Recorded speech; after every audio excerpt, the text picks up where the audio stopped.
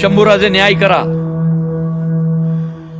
महाराणी सोयराबाईंच्या मनात तुमच्याबद्दल विष घालून तुमच्या अटकेचा प्रयत्न केलाय पंतांनी.